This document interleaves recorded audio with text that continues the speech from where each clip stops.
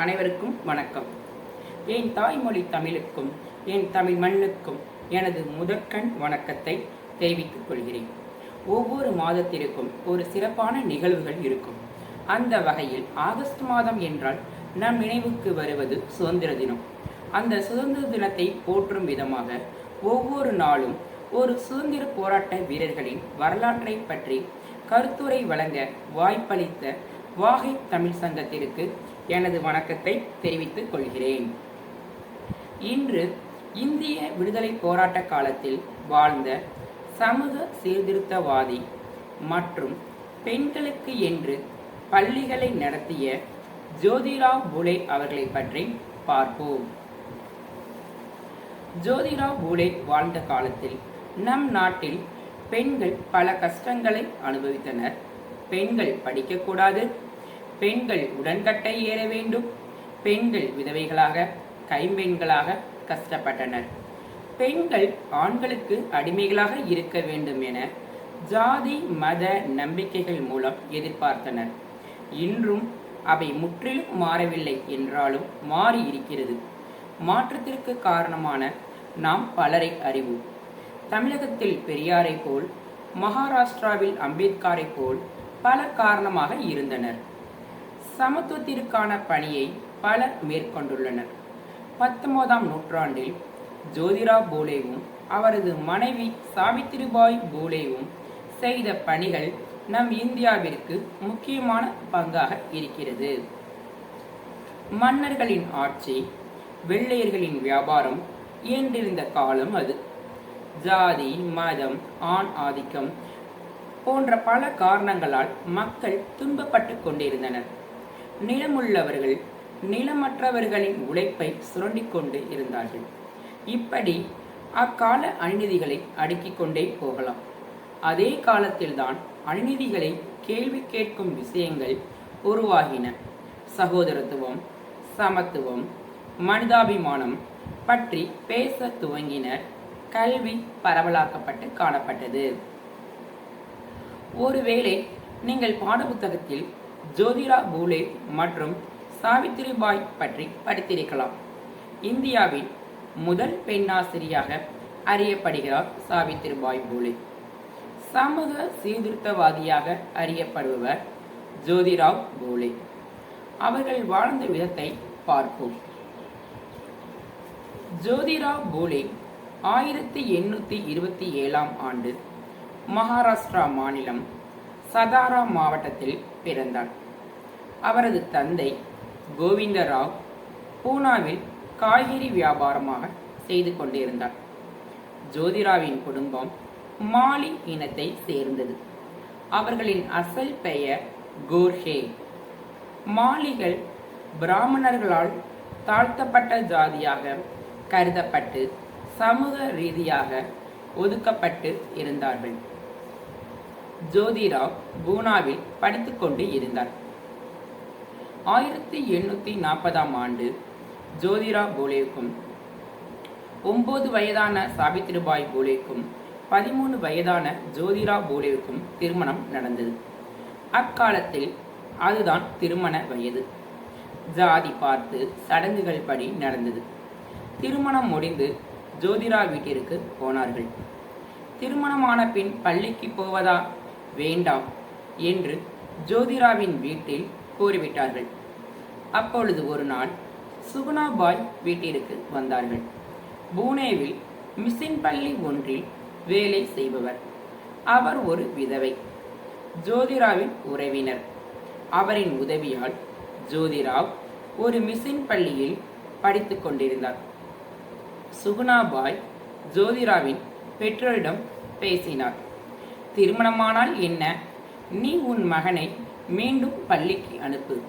பள்ளியின் தலைவர் ஜான். அவன் படிப்பதற்கான உதவிகள் செய்வதாக கூறினார். ஜோதிராவ் பூலேவும் சாவித்திரிபாய் பூலேவும் பூனாவிற்கு சென்றார்கள். ஜோதிராவ் பள்ளிக்கு போய்விடுவார். சாவித்திரிபாய் உடன் விளையாடுவதற்கு அங்கு யாரும் இல்லை. ஜோதிராவ் படிக்கப் போவார்.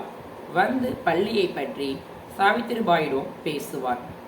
அவர் தாமஸ் பைன் எழுதிய புத்தகங்களை வியப்புடன் வாசிப்பார். சாவித்திரிபாய்க்கு வாசித்து காட்டுவார்.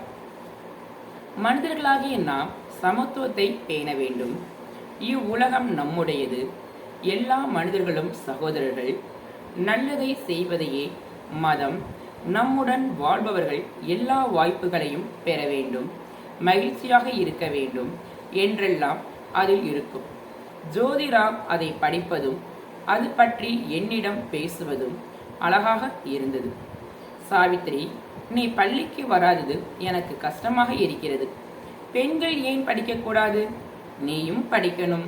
உன்னை விட்டுவிட்டு நான் மட்டும் பள்ளி செல்வது தவறு என்று கூறுவார் ஜோதிராவ் போலே. பெண்களுக்கான கல்வி மறுக்கப்பட்ட காலம். பெண்கள் நிறைய பள்ளிக்கூடங்கள் இல்லை. பெண்கள் முன்னேறாமல் இந்நாடு எப்படி முன்னேற முடியும்? பெண்ணாகிய சாவித்திரி தன்னை விட எதில் குறைந்தவள்? அவளும் படிக்க வேண்டாமா என்றெல்லாம் யோசித்தார். சாவித்திரி, நீயும் படிக்க வேண்டும். நீயும் என்னை போலவே படிக்கணும். என்னை விட அதிகமாகவும் படிக்கணும். வா படிக்க, நான் கற்றுக் கொடுக்கிறேன் என்று எனக்கு பாடம் சொல்லிக் கொடுக்க துவங்கினார். சாவித்திரியும் படிக்க துவங்கினார். அவர் படித்து காட்டுவதை கேட்பதும் கொஞ்சம் கொஞ்சமாக படிக்க துவங்கினார். ஜோதிராவுக்கு ரொம்ப பொறுமை. ஜோதிராவ் பகலில் மாணவராக இருந்தார், இரவில் ஆசிரியராக இருந்தார். கணவனும் மனைவியும் ஆசிரியராகவும் மாணவர்களாகவும் காணப்பட்டார்கள். அவ்வப்பொழுது நிறைய பேசுவார்கள். ஒரு நாள் நாம் பெண்களுக்கான ஒரு பள்ளியை துவங்குவோம் என்றார் ஜோதிராவ். அதன் பின் அதை பற்றியே சிந்தித்தார்கள். நாம் அகமத் நகருக்கு படிக்க சென்று விடுவோம். நாம் இருவரும் பள்ளிக்கு சென்று பள்ளி படிப்பை படித்து முடித்த பின் பெண்களுக்கான பள்ளி துவங்க வேலைகளை ஆரம்பிப்போம்.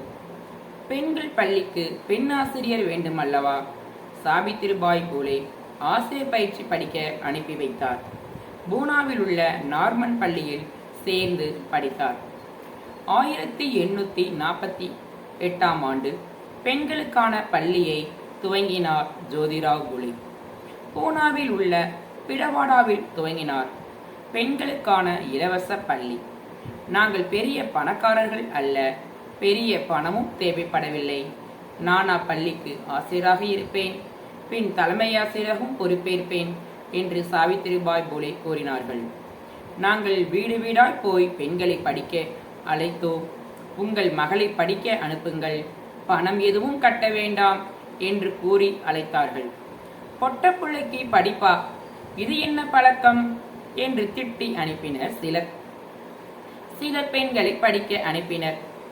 பெண்கள் பள்ளியில் வேலை பார்க்க படித்த பெண்கள் முன் வந்தனர். அவர்களும் சமூகத்தின் மீது அக்கறை உடையவர்கள், பெண்கள் படிக்க வேண்டும் என்று ஆர்வம் கொண்டவர்கள். அவர்கள் முன் வராவிட்டால் நாங்கள் எதுவும் செய்திருக்க முடியாது என்று கூறினார்கள். அன்று சமூகத்தின் அக்கறை கொண்ட ஒரு சிலரில் உஸ்மான் சேக்கும் ஒருவர். அவரின் சகோதரி பாத்திமா சேக்கும் பாடம் சொல்லிக் கொடுக்க பள்ளிக்கு வந்தார்.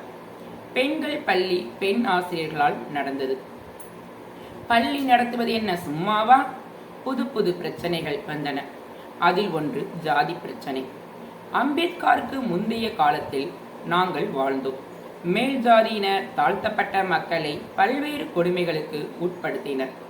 தாழ்த்தப்பட்டவர்களின் நிழல் கூட படாமல் பார்த்து கொண்டனர். சம்பளமே கொடுக்காமல் வேலை வாங்கினார்கள். அதேபோல் பெண்ணடிமையை பற்றி கேட்கவே வேண்டாம். பெண்கள் ஆண்களுக்காக பிறந்தவர்கள் என்பது போல் நடத்தினர். எல்லா ஜாதி பெண்களும் படிக்க வேண்டும் என்று ஜோதிராவ் பூலேவும் சாவித்திரிபாய் பூலேவும் ஆசைப்பட்டார்கள். ஆனால் சமத்துவம் பழக்குவது சின்ன விஷயமா என்ன? சாவித்திரிபாய் பூலே ஒரு பிராமணத்தை முக்தா மகஜாதி பெண்களுடன் சேர்ந்து உட்கார முடியவில்லை என்று பள்ளியில் ஜாதி பிரச்சனை துவங்கியது. இப்பள்ளியில் அனைவரும் சமம். உன்னை போலவே முக்தாவும் மனுஷி. இங்கு ஆண் பெண், இந்த ஜாதி அந்த ஜாதி எல்லோரும் ஒன்று. அவளுடன் உட்கார்ந்துதான் படிக்க வேண்டும். முடியாது என்று சொல்லக்கூடாது என்று புரிய வைக்க துவங்கினோம். அதுவே பெரிய வேலையாக இருந்தது. பெண் ஆணுக்கு அடிமை. பெண்கள் கல்வி கற்கக்கூடாது. பெண்களுக்கு பள்ளியா? அது ஒரு வேண்டாத செயல், மோசமான செயலை அனுமதிக்க மாட்டோம் என்று ஊர் மக்கள் எதிர்ப்பு தெரிவித்தார்கள். ஜோதிராவ் பூலேவும் சாவித்திரிபாய் பூலேவும் பல்வேறு வகைகளில் தொந்தரவு செய்தனர். சாவித்திரிபாய் பூலே பள்ளிக்கு செல்லும் பொழுது சாணியை கரைத்து ஊற்றினார், கல்லை வீசினார்கள். பெண் பிள்ளைகளை கெடுக்க வந்தவள், ஊரை விட்டு போ என்று ஏசினர். திகைத்து நிற்பாள், அமைதியாக செல்வாள். சில நேரங்களில் பதில் சொல்ல முயற்சிப்பேன். கடவுள் என்னை இந்த வேலையை செய்ய அனுப்பியுள்ளார், நான் என் பணியை செய்கிறேன், செய்ய விடு என்று சொல்லிவிட்டு வேகமாக சென்று விடுவார் சாவித்திரிபாய். இப்படி பலமுறை நடந்துள்ளது. இது போன்ற கஷ்டங்களில் ஜோதிராவ் சாவித்திரிபாய்க்கு ஆறுதலாக இருப்பார். அடுத்து செய்ய வேண்டியதையும் எடுத்து கோரினார். புதுப்புடவை வாங்கி கொடுத்து, பள்ளிக்கு வந்ததும் மாற்றிக்கொள், உன் மீது மக்கள் வீசி எறியும் சாணத்தோடு இருக்க வேண்டாம், இப்புடவையை வகுப்பறைக்கு செல்வதற்கு முன் கட்டிக்கொள் என்று மாற்றி ஏற்பாடுகள் செய்தார் ஜோதிராவ் பூலே. பெண் கல்விக்கு எதிராக பல தடைகள் வந்தன. எப்படியாவது பெண்களுக்கு கல்வி தர வேண்டும் என உறுதியாக இருந்தார்கள். எல்லாவற்றையும் எதிர்கொள்ள முடிந்தது. பள்ளியை மூடும்படி ஜோதிராவின் தந்தை தூண்டிவிட்டார். அவரை அழைத்து பள்ளியை மூடு அல்லது வீட்டிலிருந்து வெளியேறு என்றார். என் உயிர் போனாலும் நான் பெண்கள் பள்ளியை மூட மாட்டேன், வீட்டை விட்டு போகிறேன் என்றார் ஜோதிராவ். லட்சியம்தான் முக்கியமாகப்பட்டது. ஜோதிராவ் சாவித்திரிபாய் பூலே வீட்டை விட்டு வெளியேறினார்கள். கல்வி சார்ந்த வேலைகளை இன்னும் என செய்ய துவங்கினார்கள். பெண் கல்வி வளர்ச்சியடைய துவங்கியதை எங்களால் உணர முடிந்தது. நாம் ஏன் இன்னொரு பள்ளியை துவங்கக்கூடாது என்று சாவித்திரிபாய் பூலே ஜோதிராவிடம் கேட்டார். அவர் உடனே சம்மதித்தார். அதற்கு பணம் தேவைப்பட்டது. கல்வி உதவி கேட்டு பலரை சந்தித்தார்கள். சிலரின் உதவியும் கிடைத்தது. சிலர் பணம் கொடுத்தார்கள், சிலர் பொருள்கள் கொடுத்தார்கள், சிலர் புத்தகங்களை அனுப்பி உதவி செய்தார்கள். தலைமை ஆசிரியர், ஆசிரியர்கள் பெண் கல்வியில் அக்கறை கொண்டிருந்தனர்.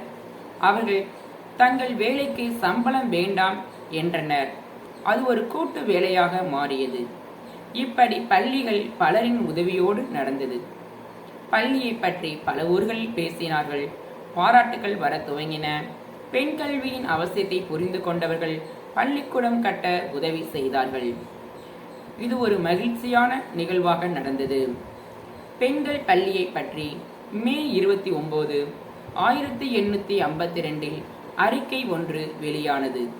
அதில் குறிப்பிட்டது, அவர்கள் நடத்திய பெண்கள் பள்ளி முக்கியமான ஒன்றாக மாறியது. பூலேவின் பள்ளியில் படிக்க பெண்கள் வந்து கொண்டே இருந்தனர். அரசு பள்ளியில் படிக்கும் ஆண்களின் எண்ணிக்கையை விட 10 மடங்கு அதிகமாக இருந்தது. இங்கு பெண்களுக்கு கற்றுக் கொடுக்கும் முறையும் எளிதாக இருந்தது. அவர்களுக்கு புரிவது போல் சொல்லிக் கொடுத்தார்கள். மகிழ்ச்சியான கற்றல் கற்பித்தல் இருந்தது. பெண்களும் ஆர்வமாக பயின்றனர். பூலேவின் பள்ளியில் படிக்கும் பெண்கள் அதிக அளவில் வெற்றி பெற்றார்கள். இப்பெண்கள் அபார கல்வியறிவோடு இருந்தார்கள். பெண்கள் பள்ளியில் இருந்து பெண்கள் பல இடங்களுக்கு பயணித்தார்கள். போட்டிகளில் பங்கெடுத்தார்கள், நிகழ்வுகளில் கலந்து கொண்டார்கள், வெற்றிகளோடு பரிசுகளும் பெற்று திரும்பி வந்தார்கள். ஒரு முறை அவர்கள் பள்ளியில் படித்த சிறுமி முக்தாவுக்கு கட்டுரைக்கான பரிசு கிடைத்தது. முக்தா ஜாதி ஒடுக்குமுறை பற்றி கட்டுரை எழுதியிருந்தார். அன்று அவர்கள் அனுபவித்த சாதிய அநீதிகளை அதில் விளக்கி எழுதியிருந்தார். பரிசளிக்கும் விழாவில் முக்தாவுக்கு ஒரு பொம்மையை பரிசாக அளித்தனர். அதை வாங்க மறுத்த முக்தா, ஐயா, இந்த பொம்மை மற்றும் அழகான எதுவும் எனக்கு பரிசாக தர வேண்டாம். எங்கள் பள்ளிக்கு நல்ல நூலகம் ஒன்றை பரிசாக கொடுங்கள் என்றாள். எங்கள் பள்ளியில் படித்த பெண்கள் படிப்பில் மட்டும் சிறந்து விளங்கவில்லை, அறிவிலும் ஆற்றலிலும் சிந்தனையிலும் சிறந்து விளங்கினார்கள். அவர்களை பற்றியே எல்லா இடங்களிலும் பேசினார்கள். ஜோதிராவ் பூலே, சாவித்திரிபாய் பூலேவும் தேவைப்படும் இடங்களில் எல்லாம் பெண்கள் பள்ளியை துவங்க முயற்சி செய்தார்கள். பள்ளிகள் பெண்களுக்கான பள்ளிகள் என்பதை கடந்து அவை பெண்களுக்கான, ஒடுக்கப்பட்ட பெண்களுக்கான, பாதிக்கப்பட்ட பெண்களுக்கான பள்ளியாக இருந்தன. சமத்துவத்துக்கான பள்ளிகளாக இருந்தன. வீட்டிலிருந்து வருவது பெண்களுக்கு கஷ்டமாக இருந்தது. அதனால் பெண்கள் தங்கி படிப்பதற்கான விடுதிகளையும் இணைத்த பள்ளிகளாக மாற்றப்பட்டன.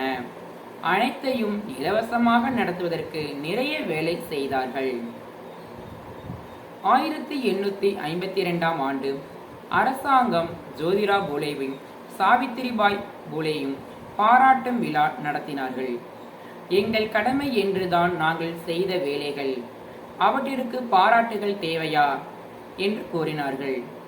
எங்கள் மாணவிகளுக்கு தங்கள் பள்ளியை பற்றி அவ்வளவு பெருமிதம் இருந்ததை பார்த்தோம். படித்துவிட்டு வெளியே செல்லும் பெண்கள் பள்ளியை பற்றி எழுதினார்கள். பல இடங்களில் பள்ளி அனுபவத்தை கூறினார்கள்.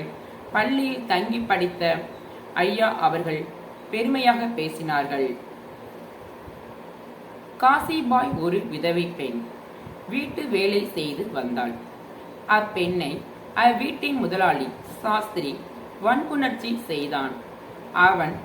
அவள் கர்ப்பம் அடைந்தாள். கர்ப்பத்தில் இருந்த குழந்தைக்கு பொறுப்பெடுக்க மறுத்துவிட்டான். ஆதரவற்ற அவள் குழந்தையை கொன்றுவிட்டாள். அதற்காக போலீஸ் அவளை கைது செய்தது. ஆனால் அவனை ஒன்றும் செய்யவில்லை. அப்பெண்ணுக்கு ஆயுள் தண்டனை வழங்கப்பட்டது. அந்தமானில் உள்ள காலப்படி சிறையில் அடைக்கப்பட்டிருந்தாள். இது போன்ற அநீதிகள் பற்றி பேசிய காலம் அது. பெண்கள் ஏமாற்றப்படுவது, விதவைகள் படும் கஷ்டம், கணவனால் கைவிடப்பட்டதால் பெண்கள் படும் துன்பம், இதையெல்லாம் கல்வியால் போக்கிட முடியும் என்று ஜோதிராவ் நம்பினார். உடனே விதவைகள், கர்ப்பிணி பெண்களுக்கான இலவச விடுதி ஆரம்பிக்க யோசித்தார்கள். 395 கஞ்ச்பக் பூனாவில் ஜோதிராவ் வீட்டிலே துவங்கினார்கள். கைவிடப்பட்ட பெண்களுக்கு பிரசவம் பார்த்தார் சாவித்திரிபாய் பூலே. முடிந்தவரை குழந்தைகளை பராமரிக்கும் பணிகளில் ஈடுபட்டார். ஒரு நாள் பூலே பள்ளியில் இருந்து திரும்பும் பொழுது ஒரு பெண் தற்கொலை செய்ய முயன்றதை பார்த்தார். நிறுத்து, ஏன் இதை செய்கிறாய்? உனக்கு என்ன நடந்தது? என்னால் உனக்கு உதவ முடியும் என்றெல்லாம் பேசினார். நான் யோசிக்கிறேன் என்று உறுதியளித்தார் அப்பெண். நான் ஒரு கர்ப்பிணி. எல்லோரும் என்னையும் என் பிள்ளையும் வெறுத்து ஒதுக்குகிறார்கள். நானும் என் வயிற்றிலுள்ள பிள்ளையும் சாவது மட்டுமே மேலானது என்றார் அப்பெண். அப்படி சொல்லாதே. உன்னை போன்ற பெண்களுக்கான விடுதி ஒன்றை நடத்தி வருகிறோம். நீ அங்கு வந்து தங்கு, பிள்ளையை பெற்றெடு. அங்கு உன்னை யாரும் திட்டமாட்டார்கள். அப்பெண் பெற்றெடுத்த குழந்தையை ஜோதிராவ் பூலேவும் சாவித்திரிபாய் பூலேவும் தத்தெடுத்து வளர்த்தார்கள். எங்கள் அருமை மகன் யஸ்வந்த் என்று சிறப்பாக போற்றினார்கள். குழந்தைகள் தங்கள் படிப்பை பாதியிலே நிறுத்துவது வழக்கமாக இருந்தது. நாங்கள் இருவரும் உட்கார்ந்து யோசித்தோம். மற்றவர்களிடமும் பேசி கீழ்கண்ட முடிவுகளை எடுத்தோம். படிக்க அவர்களுக்கு பிடிக்கவில்லை என்ற காரணத்தை கண்டுபிடித்தோம். அவர்கள் விரும்பி படிக்கும்படியாக பாடத்திட்டத்தை மாற்றி அமைத்தோம். குழந்தைகள் சந்தோஷமாக படிக்கும் சூழலை ஏற்படுத்தினார்கள். பணமில்லை, அதனால் குழந்தைகள் வேலைக்கு சென்றனர். மாணவர்கள் தொடர்ந்து கல்வி கற்பதற்கு அவர்களுக்கு உதவித்தொகை வழங்கலாம் என யோசித்தோம். பெற்றோர்களுக்கு கல்வியின் அவசியம் தெரியவில்லை. அதனால் பெற்றோர்களுக்கு கல்வி பற்றி புரிய வைக்கும் கூட்டங்களை நடத்தினோம். பெற்றோர்கள் கல்வி கற்றால் குழந்தைகளும் கல்வி கற்பார்கள். அதற்காக எங்கள் வீட்டில் முதியோர் கல்வியை துவங்கினார்கள். 1873 பூலே சத்திய சோதக் சமாஜ், உண்மை பேசுவோர் சங்கம், அதாவது பகுத்தறிவாளர் சங்கம் என்ற அமைப்பை துவங்கினார். இச்சங்கத்தின் குறிக்கோள் சூத்திரர்களையும் ஆதிக்குடிகளையும் பார்ப்பனியின் நம்பிக்கையிலிருந்து விடுபட செய்வது ஆகும். அவர்களுக்கு மனித உரிமையை போதித்து மத அடிமைத்தனத்திலிருந்து மன அழுத்தத்திலிருந்தும் விடுதலை பெற செய்ய வேண்டும் என்று எண்ணினார்கள். எல்லா மனிதர்களும் கடவுளின் குழந்தைகள். கடவுளை வணங்க இடைத்தரகர்கள் யாரும் தேவையில்லை என்பதாக இருந்தது. நானும் இவ்வமைப்பின் முக்கிய செயல்பாட்டலாக விளங்குவதாக கூறினார். இங்கு நாங்கள் சத்திய சோதக் திருமண முறை என்ற புதிய முறை ஒன்றை துவங்கினார்கள். திருமணங்கள் ஐயர் இல்லாமலே நடத்தப்பட்டது. சத்திய சோதக் திருமண முறையில் மணமகன் தன் மனைவிக்கு கல்வியையும் சம அந்தஸ்தையும் வழங்க வேண்டும். நான் ஜாதி வேறுபாடின்றி எல்லா பெண்களின் உரிமைக்காகவும் பாடுபடுவேன். அனைத்து பெண்களும் என் சகோதரிகள், நீ மட்டும் என் அன்புக்குரியவள் என்று உறுதிமொழி எடுக்க வேண்டும். சத்திய சோதக் முறையில் பல திருமணங்கள் நடந்தன. அதுவரை ஐயர்களால் ஓதப்பட்டு வந்த மந்திரங்களிலிருந்து முற்றிலும் வேறுபட்டு இருந்தது. 1877ஆம் ஆண்டு மகாராஷ்டிராவில் பெரிய வறட்சி வந்தது. சாவித்திரிபாய் பூலேவும் ஜோதிரா பூலேவும் வேறு வேறு இடங்களில் தங்கி வேலை செய்தார்கள். மக்கள் பெரும் அவதிக்குள்ளாகி இருந்தனர். மக்களின் அவஸ்தைகளை பற்றி நானும் அவரும் சிறு சிறு வேலைகளை செய்து மக்களுக்கு உதவ ஆரம்பித்தார்கள். 1876ஆம் ஆண்டு வறட்சி நம்மை விட்டு போய்விட்டது. ஆனால் பஞ்சம் மட்டும் போகவில்லை. அது வெவ்வேறு வடிவங்களில் தங்கிவிட்டது. மக்கள் இறந்து கொண்டிருந்தார்கள். விலங்குகளும் செத்து மடிகின்றன. மனிதர்களுக்கு உணவும் விலங்குகளுக்கு தீவனமும் இல்லை. மக்கள் தங்கள் கிராமங்களை விட்டு வெளியேறுகின்றனர். சிலர் தங்கள் குழந்தைகளையும் இளம் பெண்களையும் விற்றுவிட்டு கிராமத்தை விட்டு வெளியேறுகின்றனர். ஆறு, குளம், கிணறு எல்லாம் வற்றி வறண்டு கிடக்கின்றது. குடிப்பதற்கு தண்ணீருக்காக கதறியபடியே உயிரை மாய்க்கின்றனர். நம்முடைய சத்திய சோதக் சங்கத்தின் தன்னார்வ தொண்டர்கள் ஒரு குழுவை நியமித்து அதன் மூலம் உணவு மற்றும் உயிரை பாதுகாக்க தேவையானவற்றை வழங்கி வருகின்றனர். சகோதரர் கொண்டாஜ் மற்றும் அவரது மனைவி உடம்பையும் எண்ணெயும் நன்றாக கவனித்துக் கொள்கின்றனர். ஓட்டுநர் சாஸ்திரி, டும்போட்டில் மற்றும் பலர் உங்களை சந்திக்க வரப்போவதாக திட்டமிட்டார்கள். நீங்கள் சத்தாராவிலிருந்து ஓடூர் வந்து இங்கிருந்து அகமத் நகர் சென்றால் நன்றாக இருக்கும். கிருஷ்ணாஜி பண்டிட் மற்றும் லக்ஷ்மண் சாஸ்திரியை உங்களுக்கு நினைவிருக்கலாம். அவர்கள் என்னுடன் பாதிக்கப்பட்ட இடங்களுக்கு வந்ததோடு பாதிக்கப்பட்டவர்களுக்கு தேவையான உதவிகளையும் செய்தார்கள். வட்டி கடைக்காரர் இச்சூழலை பயன்படுத்தி மக்களிடமுள்ள சிறு சிறு பொருட்களையும் கூட அபகரித்தனர். பஞ்சம் பல மோசமான விளைவுகளை ஏற்படுத்தியது. கலெக்டர் இச்சூழலை சுலபமாக ஆக்க முயற்சித்தார். இதற்கென்று சிறப்பு காவல் படையினரை ஏற்பாடு செய்து ஒழுக்கமைக்க முயற்சித்தார். 50 சத்திய சோதக் உறுப்பினர்களை தவறான குற்றச்சாட்டுகளுடன் அவர்கள் பிடித்து வைத்திருந்தனர். கலெக்டர் என்னை அழைத்தார். எந்த நியாயமான காரணமும் இல்லாமல் இவ்விளைஞர்களை குற்றம் சுமத்தப்பட்டுள்ளது பற்றி எடுத்துரைத்தார். அவர்கள் உடனடியாக விடுவிக்க வேண்டும் என்று கேட்டுக்கொண்டார். கலெக்டர் நாகரிகமானவராகவும் நேர்மையானவராகவும் இருந்ததால் காவல்துறையினரை கடித்து கொண்டார்கள்.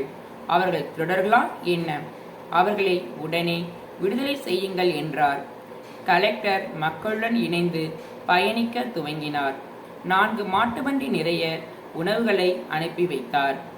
நீங்கள் ஏழைகளின் வறியவர்களின் நலன் சார்ந்த வேலைகளை துவங்கி இருப்பது மகிழ்ச்சி. அப்பணிக்கு நான் என்னுடைய பங்கை செய்தாக வேண்டும். நான் எப்பொழுதும் உங்களுக்கு உதவியாக இருப்பதை உறுதியளிக்க முடியும். உங்களுடைய இறைப்பணி மக்களுக்கு பயனுள்ளதாக அமையும் என்று கூறினார். ஜோதிரா பூலே வறட்சி நிவாரண நிதி சேகரித்தார். தன்கவாடி என்ற இடத்தில் விக்டோரியா பாலஸ்தேமத்தை துவங்கினார். அதன் மூலம் மக்களுக்கு உணவு வழங்க ஏற்பாடு செய்தார். அப்படியான ஒரு நாள் ஜோதிரா பூலே இறந்து போனார். 1890ஆம் ஆண்டு நவம்பர் 28ஆம் நாள் அவருக்கு இறுதி சடங்கு ஏற்பட இருந்தது. அவரது மகனான யஸ்வந்த் தீச்சட்டியை தூக்க வேண்டும். அதை தடுத்து நிறுத்தினார்கள் உறவினர்களும் ஊர்க்காரர்களும். நீ அவரது தத்து பிள்ளை, நீ தீச்சட்டியை தூக்கக்கூடாது, சொந்த பிள்ளைதான் கொல்லி வைக்க வேண்டும் என்று கூறினார்கள். உடனே சாவித்திரிபாய் பூலே, நான் அவருடைய மனைவி, நான் தீச்சட்டியை தூக்குகிறேன், எந்த சம்பிரதாயமும் தடுத்து நிறுத்த முடியாது என்று கூறினார். என் அருமை ஜோதிராவின் திருவுருவத்துக்கு சாவித்திரிபாய் பூலே கொல்லி வைத்தார். பெண்கள் கொல்லி வைக்கும் பழக்கத்தை அனுமதிக்காத சமூகம் இது. அதை உடைத்தது முக்கியமாக சமூக மாற்றமாக இருந்தது. பொதுமக்களுக்கு அச்செயல் அதிர்ச்சியாக இருந்தது. ஆனால் அன்று யாராலும் தடுத்து நிறுத்த முடியவில்லை. இத்தகு புகழ் வாய்ந்தது சாவித்திரிபாய் பூலேவும் ஜோதிராவ் பூலேவும் ஆவார்கள். கற்ற கல்விதான் ஒருவருக்கு சிறந்தது. கல்வியை கற்கும் இடம்தான் பள்ளிக்கூடம். 1000 கோயில்களை கட்டுவதை விட ஒரு பள்ளிக்கூடம் கட்டுவது சிறந்தது என்று பாரதியார் கூறியுள்ளார். ஒரு பள்ளியை சிறந்த முறையில் உருவாக்க நல்ல நிர்வாகம், சிறந்த ஆசிரியர்கள், தரமான கல்வி மற்றும் படிப்பில் ஆர்வம் கொள்ளும் மாணவர்கள் இருக்க வேண்டும். அப்படிப்பட்ட பள்ளிக்கூடங்களை உருவாக்கியவர்தான் ஜோதிராவ் பூலே. சுதந்திர போராட்ட வீரர்களின் பெருமைகளை போற்றும் விதமாக ஜோதிராவ் பூலே அவர்களை பற்றி பேச வாய்ப்பளித்த வாகை தமிழ் சங்கத்திற்கு எனது நன்றியை தெரிவித்துக் கொள்கிறேன். நன்றி, வணக்கம்.